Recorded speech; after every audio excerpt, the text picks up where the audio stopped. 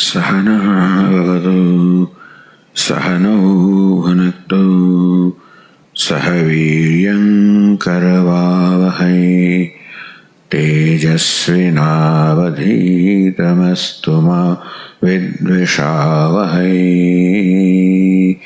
ॐ शान्ति शान्ति शान्तिः।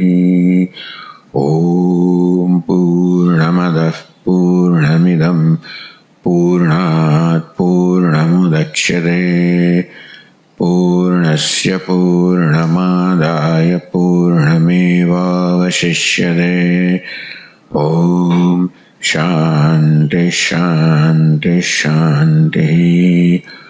श्रुतिस्मृतिपुराणानाम् आलयं करुणालयं नमामि भगवत्पादं शङ्करं लोकशङ्करं शङ्करं शङ्कराचार्यं केशवं बादरायणं सूत्रभाष्यकृतौ वन्दे भगवन्तौ पुनः पुनः। ईश्वरो गुरुरात्मेति मूर्तिभेदविभागिने व्योमवद्व्याप्तदेहाय दक्षिणामूर्तये नमः। नमस्कार। 30 श्लोकम आत्मविद। Atmavid, the knower of the self, Shokam 30. He crosses the grief, he transcends the grief.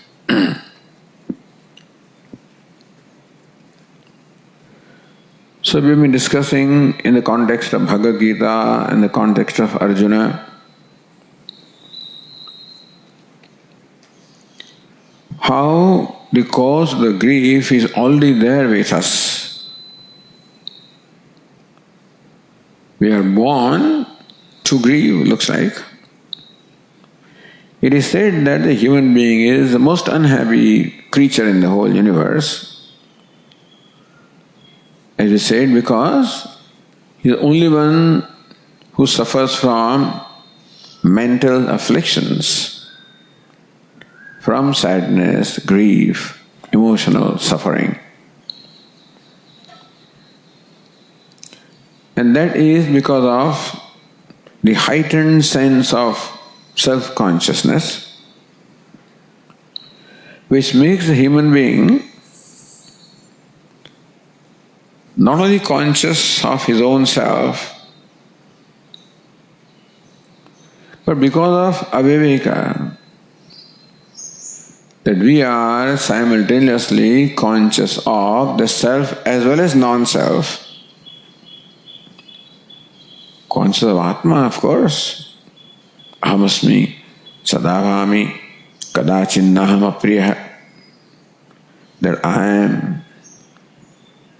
I always manifest myself. I'm self-revealing. And I never dislike myself, I always love myself, the true self, the police self. So I'm conscious of myself, but simultaneously also I'm conscious of the body-mind-sense complex, which is non-self, which is upadhi, which is the locus of manifestation of the self. Because we cannot experience the self as the self is. You cannot experience Ishvara, Bhagavan as he is.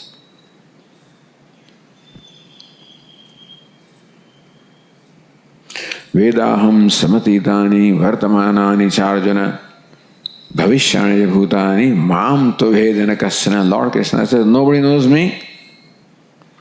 Naham prakasha sarvasya yoga maya samavritah mudhoyam na vijanati loko mam ajamavyayam. Naham prakasha sarvasya. For nobody I am evident in my true nature. But anyway, in order for God to become evident, avyaktam vyaktimapannam, who is avyakta, unmanifest, vyaktimapanam has to become manifest. Therefore, to become manifest, he created this upadhi, countless upadhi of body, mind, sense complex. Tat srishtva tadeva anupravishata. Having created all these upadhis, costumes, dwelling places, tadeva anupravishat, then he entered them.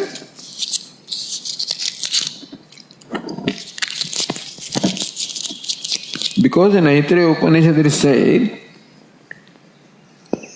having created this whole infrastructure of the universe and various kinds of upadhis, including the human upadhi, which is the culmination of evolution, the body is there, the sense organs are there, mind is there, prana is there, the universe is there, the objects of experience are there, everything is there. Then Ishvara, the Creator, thinks, what's the use of all of this if I am not there? Meaning, if I am not in this body, what's the use of organs of perception? They will perceive for whom? They'll bring the data or gift of shabda, sparsa, sound, touch for whom? The organs of action, the speech, hands, legs, they will work for whom? Yes, Taittiriya Upanishad, sarve devaha balimavahanti. All these devatas, organs of perception, organs of action, the mind, intellect, all of them bring the gift for this Lord. Urdhvam pranamannayati apanam pratyagasyati madhye vamanamasinam vishve deva upasate. Madhye vamanamasinam, madhye in the heart, vamanam, the most adorable one dwells in the heart. When he is constantly busy, urdhvam pranam unnayati, he pushes the prana up, apanam pratyagasyati, pulls the apana down, madhye vamanamasinam. The most adorable Lord is residing in the heart, in the center. Vishve deva upasate. All the devatas of the nature of the organs of action, organs of perception, upasate, they all worship him. Sarve devaha balimavahanti. All the devatas bring gifts for him. The organs of perception, the ears do not listen for their own sake, they listen for the sake of someone else. The ears of faculty of hearing bring gift of sound for someone. The eyes bring the gift of color and form for someone.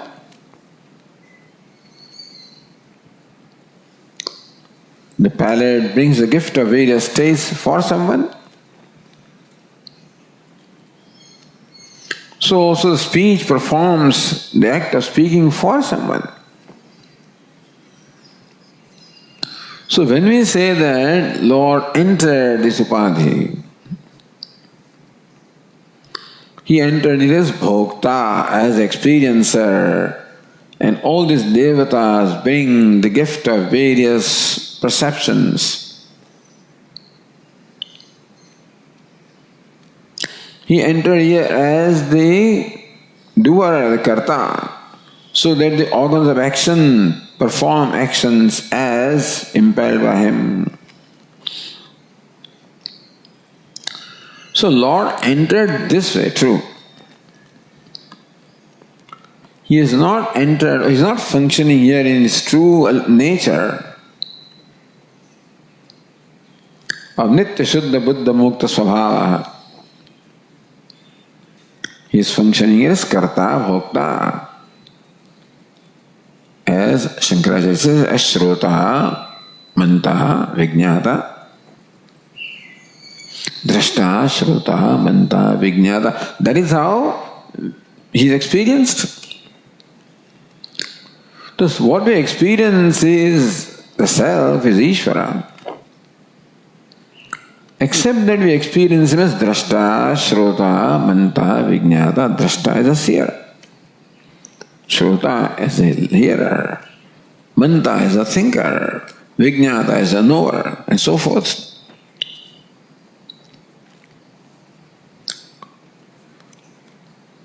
So the deliberation that went on in the mind of Ishvara, this is a katha that Upanishad tells us to explain our life,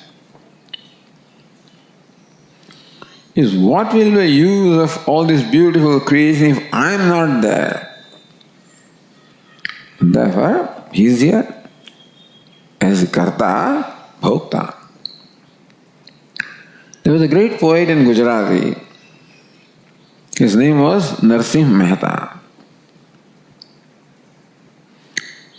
Well, this poet says that this Ishvara created all this universe. Shivathaki jivathayo aneka rasa levane. For experiencing many rasas, for gaining variety of experiences, Shivathaki jivathayo. From Shiva, he as though became the Jiva. Because Shiva also can experience the objects of the world only if he functions through this body-mind sense complex. We can contact the gross objects of the world, the sound, taste, touch, only through our organs of perception, not otherwise. Similarly, we need the organs of action to respond. We receive the stimuli from the organs of perception and offer a response to the organs of action. That's how the setup is. All setup is beautiful. And as the Puja Swami always point out, we are gifted with the threefold power. Ichha Shakti, Kriya Shakti, Jnana Shakti. Ichha Shakti, power to will and create. Kriya Shakti, Ichha the power to will. Kriya Shakti, power to create, to fulfill the desire. Jnana Shakti, knowledge to desire and to create. All this is beautiful setup is given. But unfortunately, there's one catch. That this Ishvara who has entered here identifies with this upadhi of body, mind, sense complex. Therefore, he looks upon himself as a body, mind, sense, organs, as we explained yesterday. So this is the setup that we have. That because Ishvara or the Lord or the Atma is self-effulgent, self-revealing, we cannot but experience him. Because experience is the nature of the self, consciousness. At the same time, during the waking state, we are also aware of this body in organs of perception, in organs of action, in the mind, in the intellect. Because then only we can function. So now we are simultaneously conscious of the self as well as non-self. This is called Karya Karana Sanghata. Karya means the gross body, Karana means instrument, the subtle body. So we are aware of the self, which is Satchidananda. And we are also aware of this Karya Karana Sanghata, the gross and the subtle bodies, which also is fine. As we said yesterday, that both of them in fact shine in different locations. The Atma shines as a subject, and the Karya Karana Sanghata shines as the object, which is fine. But on account of the lack of discrimination, both of them are lumped together, and therefore we are born with variety of complexes. This is how ignorance plays in our life. Just to explain how there is this notion of kartrutva and bhoktrutva, whereas actions are all performed by the organs of action and the prana and the mind and intellect complex. And bhoktrutva experience are all gained by the organs of perception and the mind and intellect.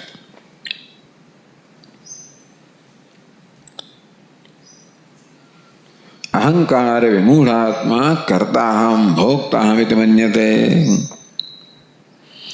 The one who cannot distinguish between the two habitually takes the anatma, also as atma, and therefore looks upon himself as karta, bhokta, which is what we may call the fundamental problem of human being, the very source of samsara, the very source of sadness.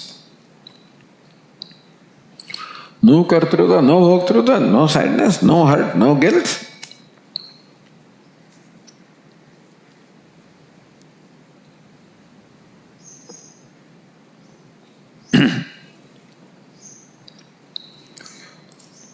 So thus, this is a fundamental problem which Arjuna expresses karpanya doshopahata svabhavaha.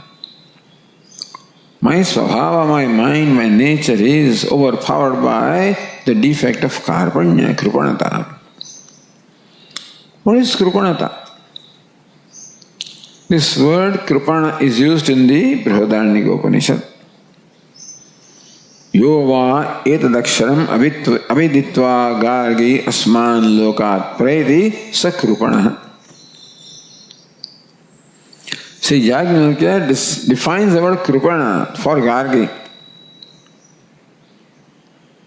Yo va gargi etadaksharam aviditva, yo va etadaksharam viditva asman lokat. One who departs from this world, from this body,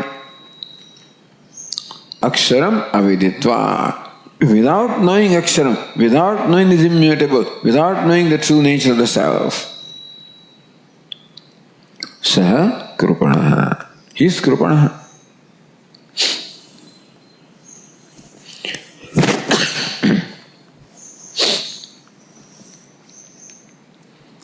So if you accept that definition of krupana and state of krupana is called karpanya. So aviditva, not knowing. So ignorance there. And the habitual identification arising from ignorance, meaning looking upon oneself as karta bhokta, is described as karpanya, is krupanata. Karpanya doshopahata svabhavaha. Arjuna says to Lord Krishna, I realize that whole of my life, my svabhava, my mind has been overpowered by this defect of karpanya, this ignorance and identification, and the various notions of its kartrutva, bhoktrutva, and then other notions arising from that. I call it man, woman, father, mother, all of these are included, all these notions. Brahma, granthis, complexes. All of this is called kripanata. This is a fundamental problem of every human being, which is a cause of suffering. Looks like we are doomed to suffer. In other words, Swami used to say that failure is something to be expected. Success is a gift, you can say. Why is failure to be expected? Because even though we have the threefold powers, power to know, power to will, power to act, they are all limited powers. So we don't know what the next moment is going to bring. We do not know what the exact outcome will be of what I am doing. You don't know these things. And the things can turn out to be quite different from what we estimated. So on account of the limitations that we have, failure is to be expected. And that's what happens in human life.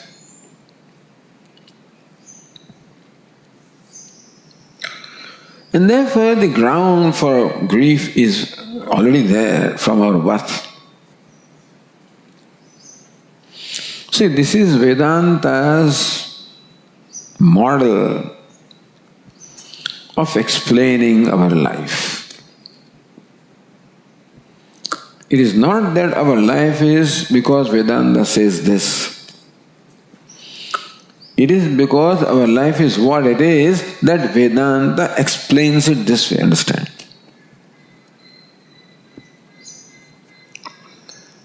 And you can refine the model, you can do whatever you want with the model, but this is a basic model.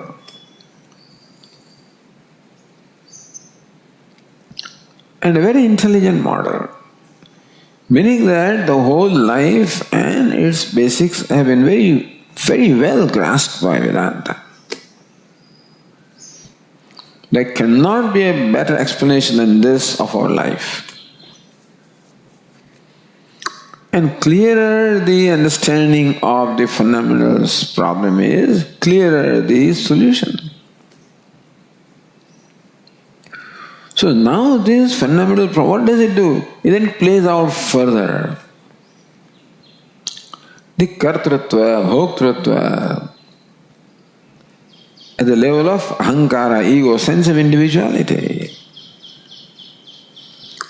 On account of identification with this karyakarana sanghata, with gross and subtle bodies, with the body-mind-sense complex, naturally, I take myself to be as small or as limited as this sanghata is, as upadhi is. Number one, this upadhi is limited, extremely limited in time, place and abilities, in every way limited, extremely limited. So first of all, my perception of myself is that I am an extremely limited being, an insignificant being. I may not realize that until I compare myself with someone else. I may think I'm a very wealthy person, but when I see this Jeff Bezos, looks like in this pandemic, there is some whistling.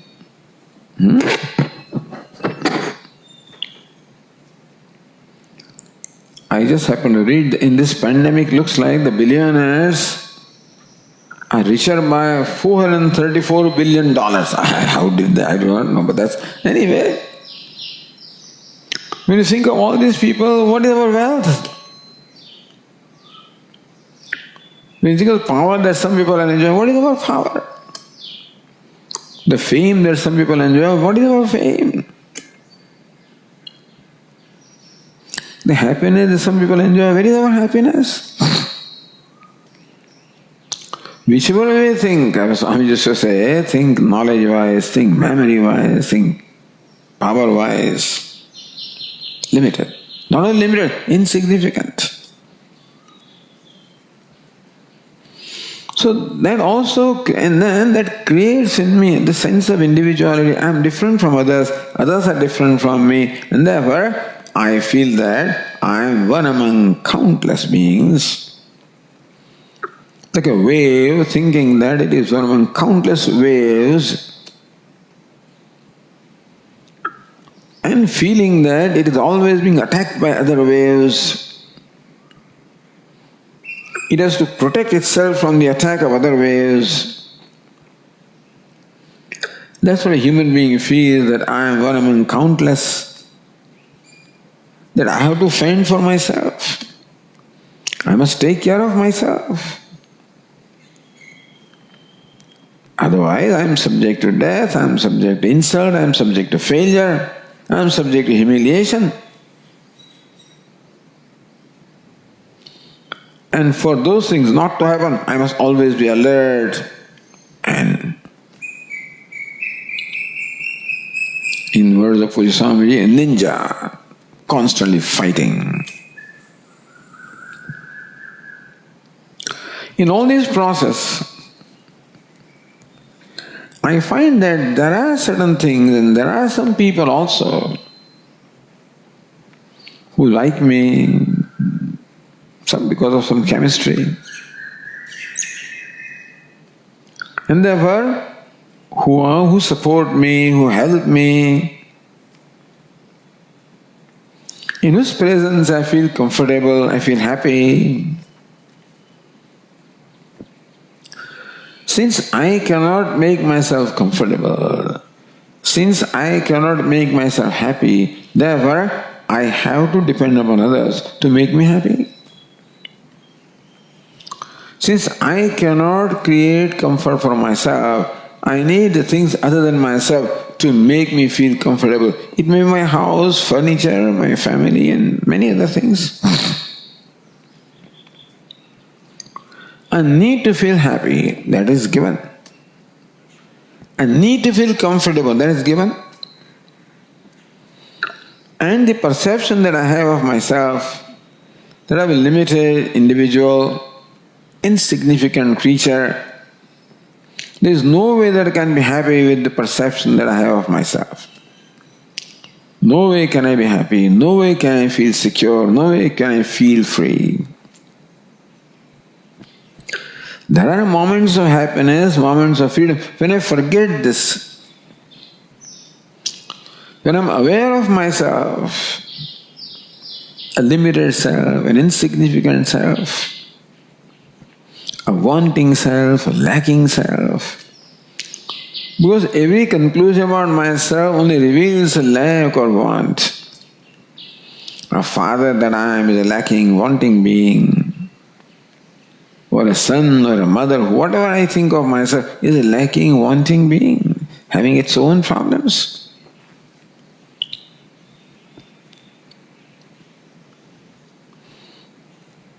Therefore, since I cannot make myself comfortable the way I am, I cannot make myself happy with the way I am, I need others. That others may include other people. My family, my relatives, my friends, my colleagues, and others in the world.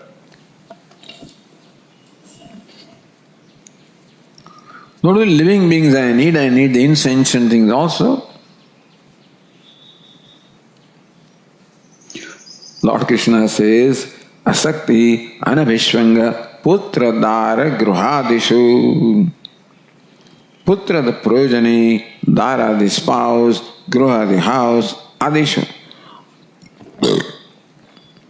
All of these I have constructed around myself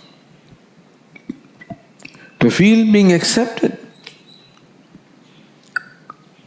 The need on my part of being accepted, of being approved. Therefore, I surround myself with people from whom I can receive acceptance, I can receive approval, I can receive validation.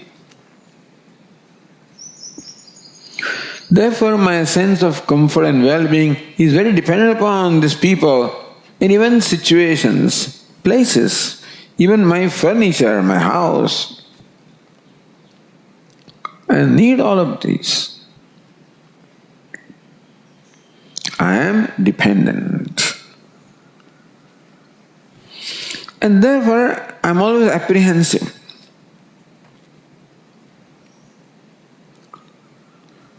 So this relationship that I have with those whom I look upon as source of comfort or happiness or acceptance, the relationship is called raga or attachment. That without which I cannot do, without which I become uncomfortable. What if my house is not there? What if my job is not there? What if this is not there, that is not there, etc., etc. Even the thought of separation from them makes me uncomfortable, makes me sad, as it happened to Arjuna. Amesham mamayete. The problems of Arjuna laid them also as attachment and aversion. Swajanam. So he looked upon all these people as Swajanam, his own near and dear ones. And therefore he could not perform his duty. As long as they were just people representing the enemy and representing adharma, so long he was very objective, he had one attitude, and he had no difficulty in performing his duty, even though it involved killing others, because that was the only way to defend dharma. But moment, that is how he came to the moment the relationship changed. I'm afraid that Lord Krishna is very mischievous and must have played a part. Uvacha partha pashetan samavetan kuruniti. Lord Krishna plays a chariot of Arjuna in front of Bhishma Drona Pramukhata Sarvesham cha Mahikshatam. Plays a chariot in front of Bhishma, Drona and other warrior kings. So Arjuna could see them well. Watch and then said, Partha Pashetan Kurun Pashetan. Watch, see all these Kurus, Samavetan. So instead of seeing enemy, which is what so far Arjuna was seeing, this mischievous suggestion on the part of Lord Krishna, I believe, changed the perception of Arjuna. Until then he was very clear. Kairmaya sahayoddhavyam asmin rana samudyame yotsyamanana veksham yaetetra samagataha dhartarashtrasya durbuddhe yuddhe priya chikirshava dhartarashtrasya durbuddhe. This durbuddhe Arjuna. There is perception up to that point. And all of a sudden perception changes. Swajana, he is my cousin, he is my brother. How can I kill him? So, this was potentially there in Arjuna, not that it happened today. This emotional being was there. Was triggered. This situation triggered that emotional being from Arjuna. Who is an emotional being? One who is overpowered by raga dveshas, attachment. When attachment comes, aversion will come. Attachment towards my svajana, my near and dear ones, my kith and kin. So aversion towards this battle, which would involve the destruction of them, which would bring about a separation from them. How can I stand that?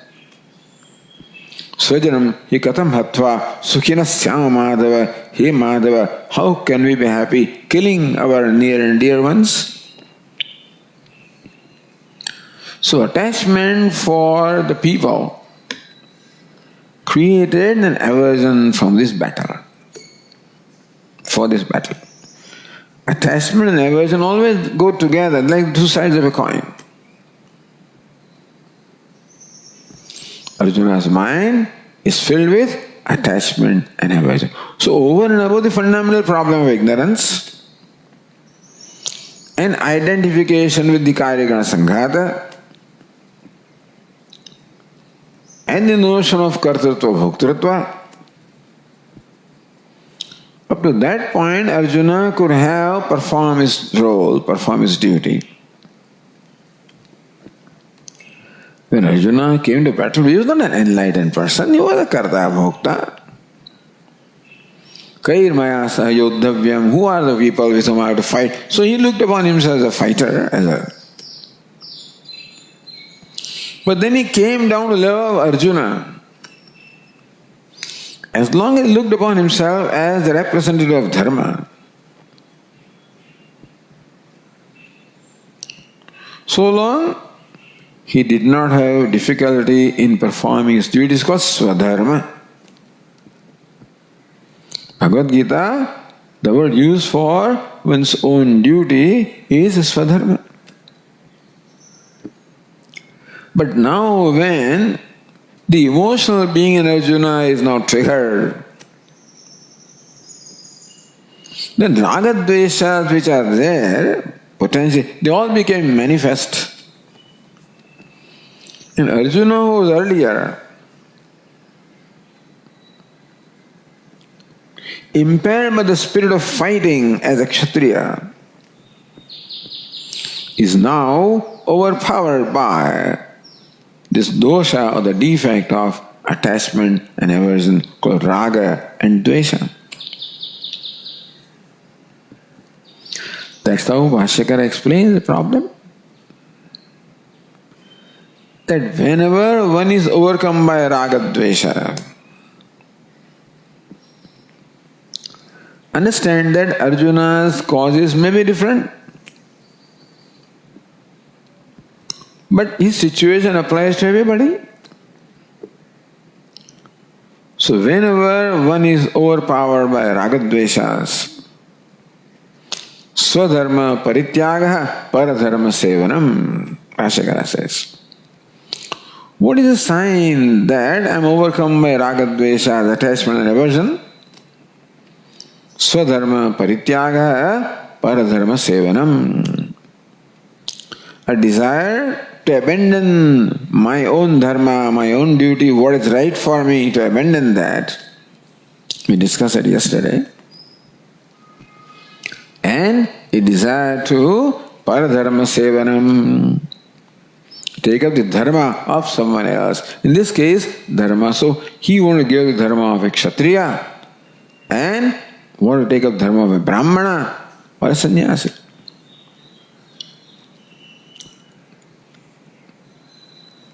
We will not today worry about this Brahmana, Kshatriya. I am just quoting Swadharma and Paradharma. In context of that, Lord Krishna says, Shreyan Swadharmo Vigunaha Paradharmat Swanushthitat Swadharme Nidhanam Shaya Paradharmo Bhayavaha. This ignorance and the various complexes and notions arising from ignorance and the ragadvesas arising from them. If ragadvesas are not there, then it's a different situation. But here ignorance has become very, very gross, very dense. That complexes are so strong that they have manifested now as strong attachment and aversion. Arjuna's attachment for his near and dear ones was so strong that he says to Lord Krishna, Nayotse, oh Lord, I will not fight. Until then he said, Nacha shreyo nupashyami hatva svajanamahave. I do not see any good coming out of this battle, which involves killing of my svajana. But he did not make a decision. And then he asked Lord Krishna, Yashreyat syat nishchitam bruhitan me. O Lord, please tell me that which is good for me. Shishyasteham shadimam tvam prapannam. I am your disciple, I am surrendered to you, please teach me. After that he says, Nayotsyati Govindam Uktva Tushrim Bhavuvaha. Sanjaya says, having said to Lord Krishna, Nayotsye, I will not fight. And then he became silent. Which means already he had decided not to fight the battle. Give up the dharma of Kshatriya and take up the dharma of a Brahmana or a sannyasi. Give the life of pravritti or activity and take up the life of nivritti or contemplation, because that's what sannyasa is meant for. I'll go to forest, O Lord, and I'll meditate and realize. Chayasi chet karmanaste mata buddhir janardana tatkim karmani ghore mam niyojayasi keshava. In the beginning of third chapter, Arjuna asks, you yourself say that karmana buddhi jayasi. Buddhi or jnanam is jayasi, chadiya is superior to karma. Because Lord Krishna described the wise person who's enjoyed that freedom. That's the description of a sannyasi also. So on one hand, O Lord, we are praising a sannyasi, praising the knowledge.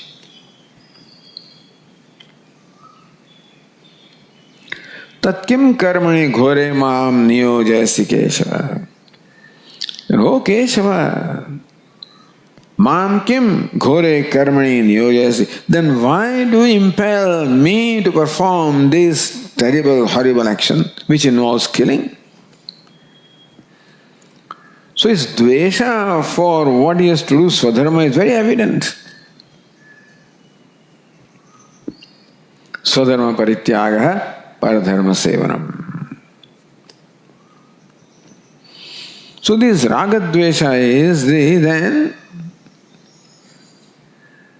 the most evident or manifest expression of ignorance.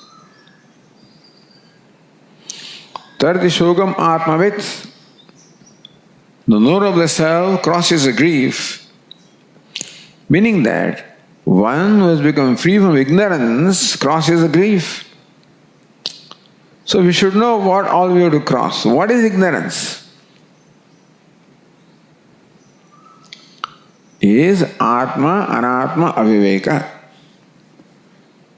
Inability to distinguish between the self and the non-self, to take as one where there are two. From there, this notion of kartrutva, bhoktrutva, that I am a doer, I am an experiencer. Moment karta, bhokta comes, there is always a possibility of ragadvesha. When Arjuna says, I will not fight, Arjuna says, how can I kill them? This is all a karta, is a karta he is saying. Because the consequences are very evident to him. Yad rajyasya khalobena hantum svajana buddhya, that all these svajanas will be killed.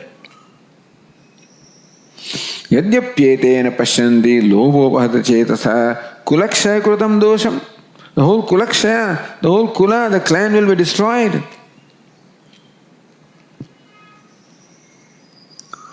So kartrutva and bhoktrutva become very strong in Arjuna. It's there, but now become very strong and therefore created ragadveshas. And that is how dharma sammudha chetaha. The fundamental problem became in the words of Puja Swami, topical problem. Then situation becomes a problem. Now very situation became a problem to Arjuna. That became the cause of his grief. It was not so far.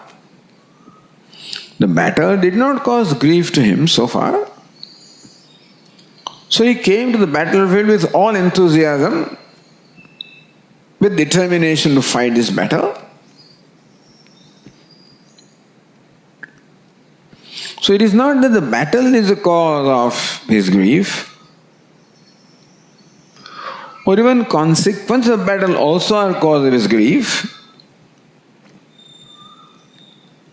But all of a sudden now they have caused grief in him.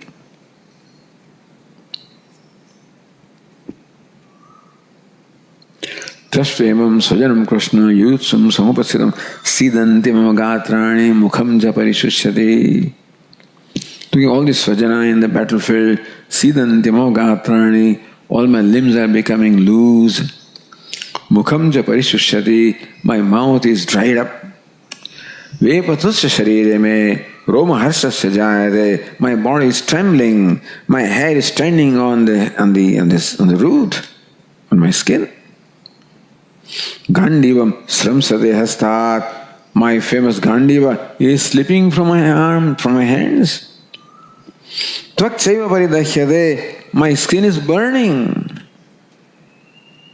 Nacha shaknomi avastharam, I am not even able to stand.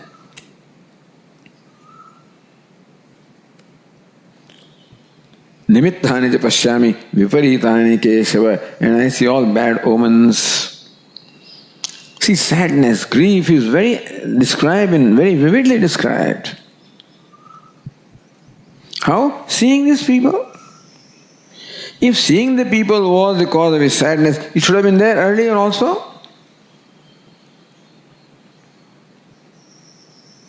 Yosyamanam nam aveksham yayatetra samagataha dhartarashtrasya durbuddhe yuddhe priyachikishavaha.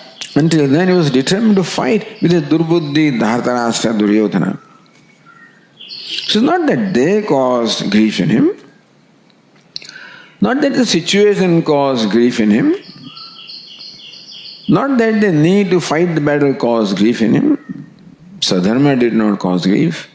Even the consequences did not cause grief in him.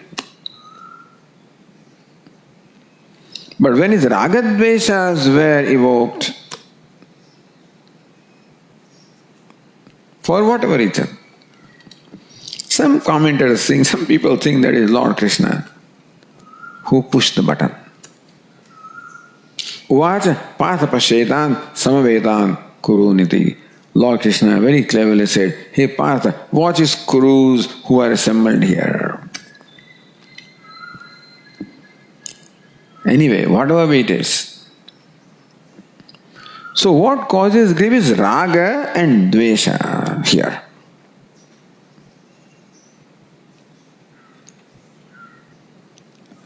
And that there is raga dvesha in the mind of Arjuna is because swadharma parityagaha, a desire to abandon one's own dharma, the duty, what one is called upon to do, what is the right thing to do, paradharma sevana, and taking a convenient path. Here in India we say dropping out. When the examination comes, high school examination comes, the 12th grade examination comes, a very critical test. Because your whole career depends upon the outcome of this test. And then the student starts becoming nervous as the examination date is approaching. And sometimes the stress goes to such a point that on the previous day of the examination, he comes to his father, Dad, I think I'm going to drop out. I'm going to take a drop. It's called taking a drop. Arjuna wanted to drop out because challenge became too much for him. He has taken up so many challenges in the past, successfully. And so this challenge became too much for him, not because there was something with the challenge, something with his own mind. How we go to examination and then sometimes we become so nervous. You read the very first question, that's how the examinations in India are. Because the examination paper is set by somebody in some other the university who may not even know, may not even care what we are taught. And so the first question is so strange. What is this? I become nervous. Second question, and then I can't even read the questions. I start perspiring. All this happened to Arjuna. So all of this is manifestation of Vishada, the grief. And so the Bhagavad Gita provides solutions. The first level solution, the Vyavaharika solution. Now the fundamental problem has translated itself or morphed itself into Vyavahara. The Arjuna has become incapable of performing Vyavahara, performing his duty. He has become incapable of responding to the situation. So what is the solution? Lord Krishna says, Shreyan Swadharmo Vigunaha Paradharma Swanushthitat Swanushthitat Paradharmat Swadharma Shreyan. Arjuna, if you think that you can perform the other dharma, paradharma. Paradharma means dharma belonging to someone else. The duty belonging to someone else. In case of Arjuna, it is Brahmana, it is sannyasa. As you said yesterday, the grass is greener yonder. So from the state of mind in which Arjuna is right now, looks like sannyasa is very nice, comfortable. I will leave this botheration or this conflict, retire, go to forest and meditate. So, Sanushthitat, Su-anushthitat. Sanushthitat means Su-anushthitat paradharmat. Even if you think that paradharma, the duty of someone else, can you perform very well? And that Swayan Sadharma Viguna Swadharma. That you think that your own dharma you cannot perform very well, then also not perfectly perform Swadharma, your own dharma, is better than well performed dharma of someone else. Swadharme nidhanam shreyaha paradharmo bhayavaha. Swadharme nidhanam shreyaha. Nidhanam means death. This was in case of Arjuna. In the process of performing your own dharma, if nidhanam, the death comes, shreyaha, it is better, good, shreya better. Paradharmo bhayavaha. But taking up the duty of someone else is fraught with fear, bhayavaha. Will bring fear. So in this verse, Lord Krishna emphasizes the need for Swadharma. This is the Gita's solution of overcoming the emotional problems of Raga and Dvesha. The Kartrutva, Bhoktrutva notions, complexes at the intellectual level. And now they are morphed into Raga Dvesha with now the emotional problems. Raga Dvesha stand for all the impulses. Right after this verse, when Lord Krishna said that performing one's own duty is better than taking up the duty of someone else, immediately Arjuna asked this question. Because he realized, what's the difficulty in performing my duty? Also, why doesn't someone perform the duty? Why does someone give up? Because he realizes that he is now ready to give up his own duty as a Kshatriya. and take up the duty of someone else, why does this happen?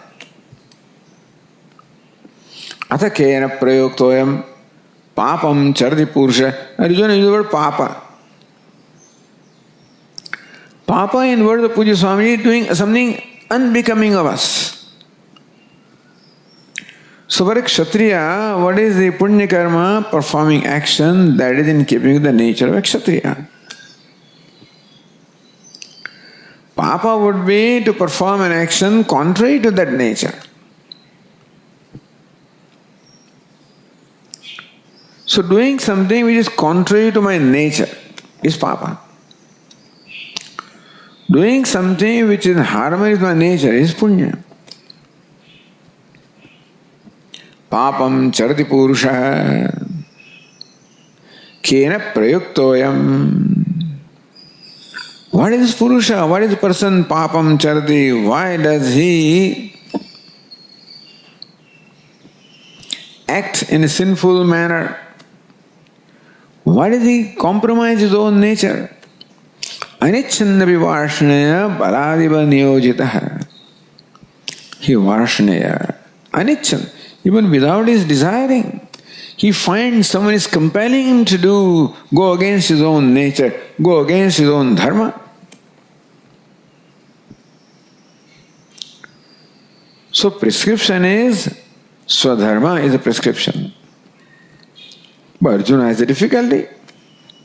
So Lord, for some reason I am not able to follow my Swadharma. There is something inside which seems to compel me to go against my dharma. What is it? Kena prayoktoyam papam charati purusha anichanna vivarshanaya baladiva niyojitaha. Niyojita is compelled. Like a master may compel the servant to do something against his own will, and so also I am compelled to do something. Meaning, why does a person compromise dharma? Why does the person compromise? Why does the person undertakes adharma? Why does the person does something which is wrong, knowingly it is wrong? Because he later on regrets, therefore. It is likely that a person can do something wrong so long that perhaps his nature may become distorted and he may not feel, he may lose that sensitivity. Possible. A person may keep on violating the nature and acting against the nature so long that then he thinks that that is right because the mind has become so insensitive. He has further devolved from a human being to a lower level of an animal.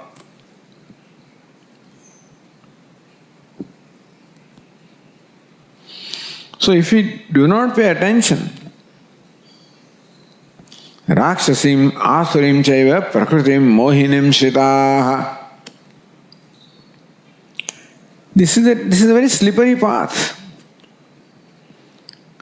Taking a convenient way out. Conveniently you're justifying doing what is right, justifying giving up what is right, justifying doing something that is wrong. Once I start justifying that, it is a slippery path. One keeps on slipping. Asurim, Rakshasim chaiva, Prakritim, Mohinim shiraha. First, Prakriti, nature becomes Asuri. Asusu ramanteti asuraha. Those people who are only devoted to bhoga or pleasure, enjoyment, sense pleasures or pleasures in the world. Totally devoted to bhoga, gratification, sense gratification, ego gratification, emotional gratification. That's all that life is for. Asura. And this gratification always demands a lot of cost, price. Then one further compromises one's dharma. Rakshasa, one can become a Rakshasa. Who are Rakshasas? Those who are destructive in nature.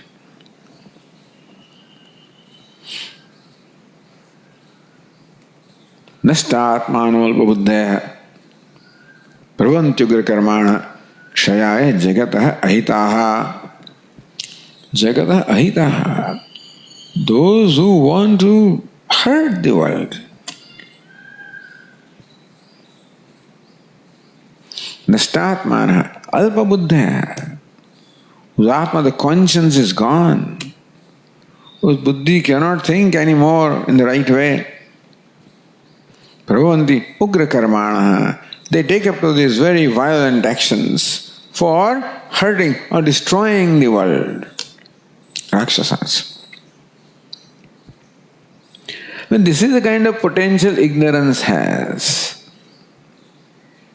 At every level, no doubt, the degree of suffering is growing in intensity. I guess a Rakshasa must be most intensely suffering. Better than him is Asura. But, so this is the ignorance playing out in life of human being. Only human being can be an Asura or Rakshasa, by the way. There are no Asuras in other creatures. No other creatures are devoted to bhoga or gratification. They always conduct themselves in a disciplined manner. The only bhoga they have is only ahara and maithunam. Appeasing hunger and appeasing the sexual desire. These are the two kinds of impulses given to them. But they never cross the boundaries. No creature keeps on eating and eating and eating until it falls dead. No, it doesn't do that. They don't eat something that will hurt them. They don't eat to the extent that will hurt them. They eat what is right for them in a quantity that is right for them, they walk out. Doesn't matter how much you present before them. Not a human being, you present more, I want more. There are also things as temptations, greed, etc. in those creatures. Even as far as the Maithunam is concerned, that also is regulated. There is Ritu, the season for Maithunam, and it's for procreation. So Ishvara has to make a provision for continuity of the universe, and therefore all creatures must procreate. Because those who are born are going to die, therefore new ones must be born. And so that arrangement is done by giving this Maithunam, this instinct. So all creatures have that, they procreate. And they propagate their species. But that's the only reason for their Maithunam. Otherwise, they don't relate to each other that way. Anyway, it's not that we want to learn lessons from animals. They are not asuras and rakshasas only because, as we said, their self-conscious is not evolved. But we are much more evolved and therefore much more now subject to the influence of this ignorance. And therefore, the devolution also can take place. We can just, it is a ladder and snake, we can just slide down. And then you climb up. So this is shokam, this grief. The most evident causes of grief. Lord Krishna says, Kamesha, Krodesha, Rajoguna Samudbhava. In reply to Arjuna's question, what is that compels me to go against my own nature, my own values, my own dharma? Kamesha, Krodha. It is Kama and Krodha. In 16th chapter, Lord Krishna adds one more, Kama, Krodha, Tatha, Lobha. So Kama, Krodha, Lobha. These are the basic impulses. They include jealousy and hatred and all other impulses are included. Frustration. So these are the ones, when a human being is overcome by them, then he compromises his own dharma. He violates his own dharma. See again, no creatures other than human beings ever compromise their dharma. They act according to their nature, according to their dharma, which means that they are not overpowered by Kama, Krodha, Lobha. This is the thing. It is only when Kama and Krodha and Lobha overpowers a person that paradharma, one gives up one's swadharma and takes up paradharma. You never find anything in nature ever giving up his dharma. From that we can say that they are free from the impulses of Kama, Krodha, Lobha. So that's the gift we have of evolution. The potential is all there in those fellows also. But they have not evolved to a point where all these potential things will become manifest. The human beings evolve. Is it good or bad? As I said yesterday, it can be good as well as bad. If this pain is properly utilized, the sadness, the grief, the emotional pain can be a gift and can be a curse also. Any pain can be like that. The stomach pain, is it a curse or a gift or a blessing? It's a blessing, which points out that there is some disorder in my stomach and I must correct it.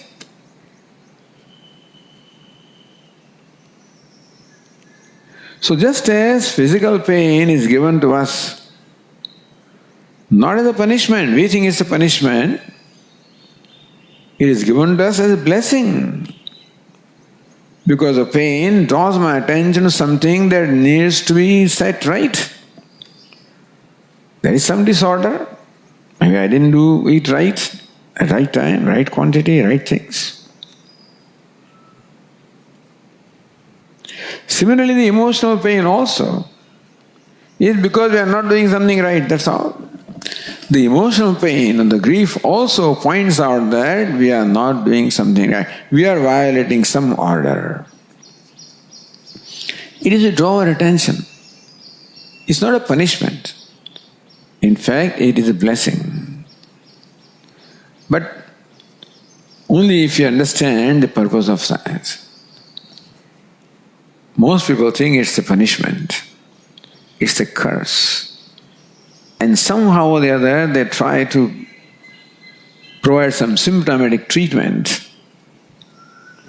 Like there is stomach ache, therefore I take some antacid, and then I take something else. Keeping the basic problem intact. And so human being keeps on taking symptomatic treatment. Unfortunately, keeping the basic problem intact. So this grief, suffering, mental suffering, afflictions, can be called a curse from which the whole humanity is suffering, or can be called a blessing, so we can solve that problem and we can become free. So creatures other than human beings have no suffering mentally, and therefore also no moksha. There is no bondage, no liberation, no samsara, no moksha. You point out, Swami, the animals also suffer. They do, for a period of time. When a mother loses the little cub, there is pain, no doubt. Lasts for some time, then it goes away. human being, it lasts for the whole life. So this grief is given to us as a gift. By understanding which properly, we can release ourselves completely. Tarati shokam atma. We can become liberated in this life. That's the purpose of grief. Om. Om Purnamadah Purnamidam Purnat Purnamudachyate Purnasya Purnamadaya Purnameva Vashishyate. Om Shanti Shanti Shanti. Shankaram Shankaracharyam Keshavam Badarayanam Sutrabhashya Krutau Vande Bhagavanto Punah Punah. Ishvaro Gururatmaiti Murti Bheda Vibhagine Vyomavad Vyapta Dehaya Dakshinamurtaye Namaha. Om Shanti Shanti Shanti. Hari Om. Shri Gurubhyo Namaha. Hari Om.